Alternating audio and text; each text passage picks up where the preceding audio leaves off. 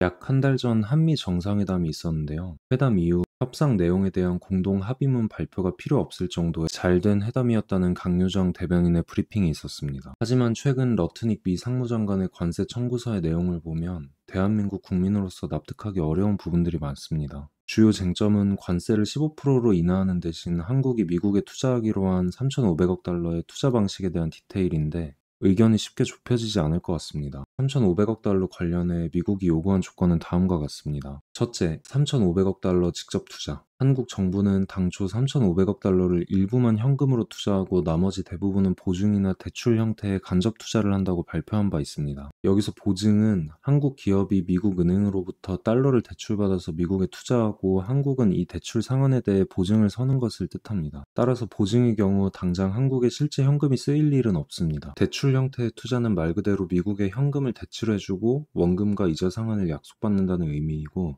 현금이 사용되긴 하지만 리스크가 없습니다. 하지만 현재 미국 측은 3,500억 달러의 대부분을 일정 기한 안에 그냥 현금으로 지급하라는 요구를 하고 있는 상태입니다. 3,500억 달러는 한국 외화 보유액의 약 84%에 달하는 금액인데요. 이 정도 규모의 달러가 한 번에 환전되어 미국으로 송금된다면 국내 달러 공급 고갈로 인해 환율 폭등과 외환위기가 발생할 위험이 매우 높습니다. 한국 정부는 환율 방어를 위해 미국의 원화를 담보로 맡기고 일정한 고정환율로 담보액만큼 미국의 달러를 빌려오는 통화스와프를 미국에 요청했지만 거절당한 상황입니다. 둘째, 9대1 이익 분배 방식. 미국은 만약 한국 정부가 3,500억 달러 현금 투자를 진행했을 때 투자의 이익금을 한국이 3,500억 달러를 회수하기 전까지는 한국 9, 미국 1로 나누고 한국이 이익금 회수를 완료하면 그 이후 투자 이익금은 미국이 9, 한국이 1을 가져가도록 요구하고 있습니다. 예를 들어 원금 회수 이후 총 10%의 수익이 났다면 미국은 총 9% 수익, 한국은 총 1% 수익이 되는 것입니다. 이는 투자한 현금만큼 지분을 갖고 해당 지분만큼 이익금을 온전히 한국이 가져가는 일반적인 직접 투자와 다른 점입니다. 셋째, 투자처 선정 권한 박탈. 미국 측 요구에 따르면 투자금 3,500억 달러의 사용처에 대한 의사결정 과정에 한국은 참여할 수 없게 됩니다. 이것 또한 지분만큼 의결권을 갖게 되는 일반적인 직접 투자와 다른 점인데 미국이 자체 투자하기 꺼려지는 저수익성 투자처에 투자할 확률이 높기 때문에 사실상 투자라기보다는 상납을 요구하고 있는 상황입니다. 미국은 5,500억 달러 투자에 서명한 일본의 사례를 강조하면서 한국의 서명을 압박하고 있는데요. 일본의 경우 GDP가 한국의 3, 4배 정도로 경제 규모가 훨씬 크고 미일 간 무제한 통화스와프가 이미 체결되어 있기 때문에